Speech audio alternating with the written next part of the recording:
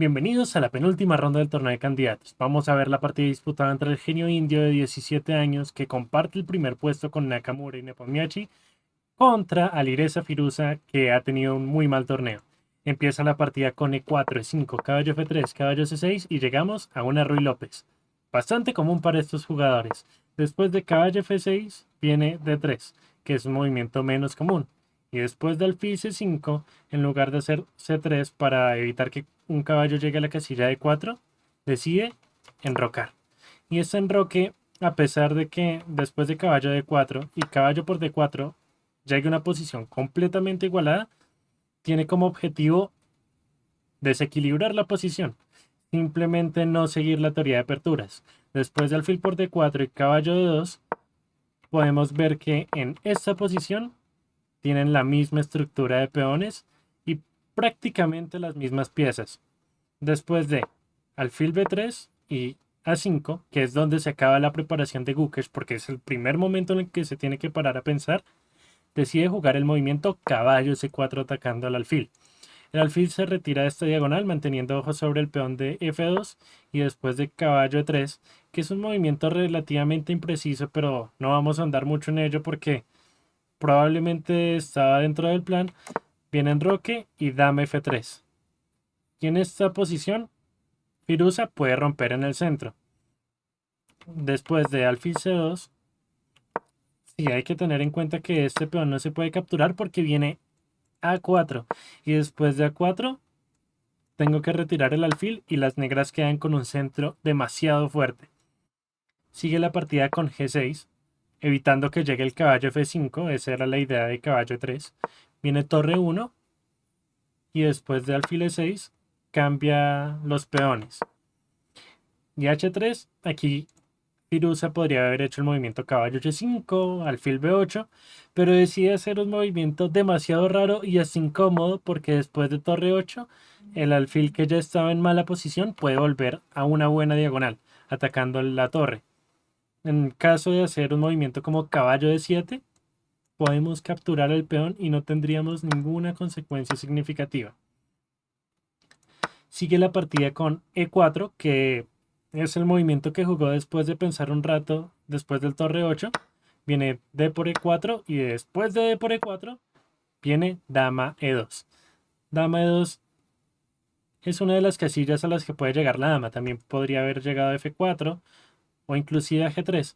Pero esta casilla es buena gracias a que no permite que las piezas se activen, como el alfil de C4, o que haya un B5 fácilmente para las negras. Después de torre 7 y caballo F1, retrocediendo el caballo, dándole nuevos pastos, buscándole nuevos pastos al caballo, viene dama C7 con la idea de venir con el alfil a C4.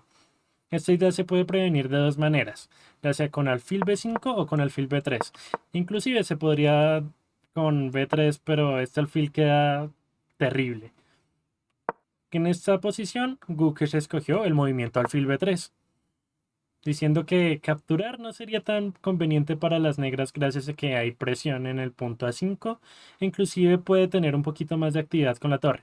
Después de A4, decide cambiar. El movimiento alfil G5 en esa posición habría sido bastante malo porque alfil C4 era una amenaza muy fuerte. Después de A4 y alfil por E6 y alfil E3, viene A3 que lo que busca es provocar daño de la estructura de los peones de las blancas. No permite eso Gukesh con C4. Después de C, A por B podría venir con torre B1 y capturar al peón, lo que tendría bastante contrajuego en la columna para las blancas. Viene caballo H5 y después de G3 y alfil C5 viene el movimiento B3. B3 es una imprecisión gracias a que era mejor hacer torre 1 para intentar capturar el peón. Después de F5, que era la idea, cambiar aquí y venir las torres a D5.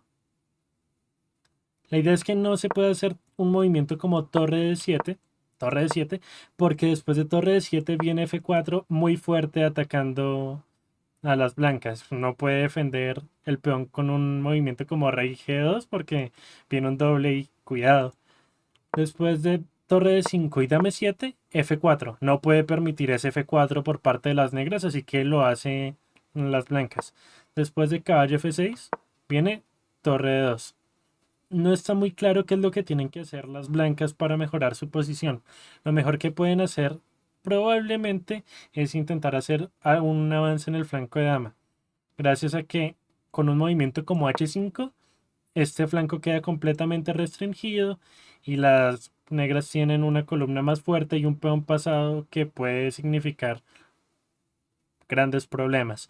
Después de G5, que es un movimiento malo, gracias a que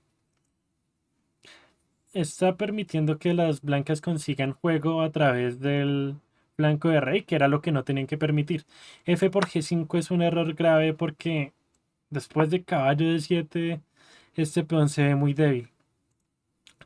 G por F4 decide cambiar peones y venir a atacar el rey. Pero después de rey H2, la posición está completamente saludable para las blancas. Viene caballo H5, defiende el peón. Y después de torre D5 empiezan a hacer unas repeticiones. La idea es venir con la dama H5 y después de torre G1 defender aquí. Pero después de torre G6 en un movimiento 41 de las negras,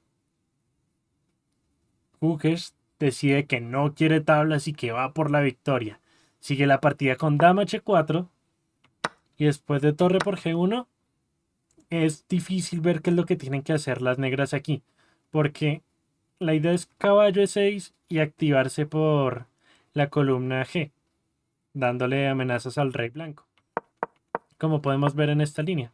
Y después cambiar las damas. Rey H8 es un mal movimiento, vino rey F2 que se quita de la columna, le mejora lo del rey a las blancas, y después de rey G8, aquí dama G5, lo que tiene que hacer es caballo E6, pero después del movimiento dama G6 ha cometido un grave error a libresa Firuza, porque después de dama por G6 y tocarle el peón, no hay ninguna defensa fácil. Caballo E8 puede traer más problemas con movimientos como torre D7.